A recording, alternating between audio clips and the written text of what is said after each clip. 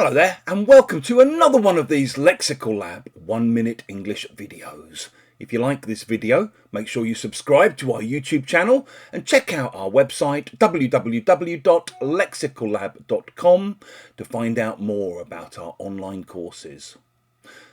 At the top of our house here in North London, we have an attic which serves sometimes as a guest room when we have friends or family staying, and sometimes we rent it out as well through Airbnb.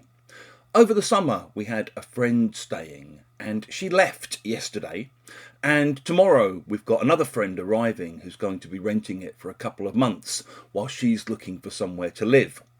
The friend who was staying over the summer told us that she'd cleaned everything, it was spotless, and as she left I decided, as I said to my wife, to just pop upstairs and give the place the once over.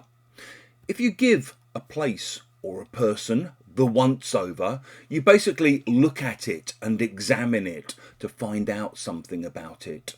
So maybe when you're going into a shop or leaving a supermarket or whatever, the security guards will give you the once over just to see if you look suspicious or to see if they can see that you've stolen something. Maybe if you go to the doctor with something that you're worried about which turns out to be nothing serious, your friends might ask you, what did the doctor say? He gave me the once over and basically said I was fine. Maybe if you've written an essay, you might hand it to someone a bit more experienced than you, and you might just ask them, listen, I'm really sorry to ask, but do you think you could give my essay the once over just to see if I've made any silly mistakes? And it can also mean doing a quick bit of work. So, if I go upstairs and give the room the once over and decides it needs an extra little clean, I might give it the once over by cleaning it a little bit.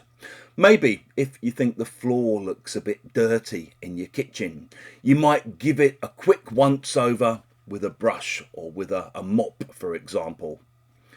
If you've enjoyed this video, please do click the like button.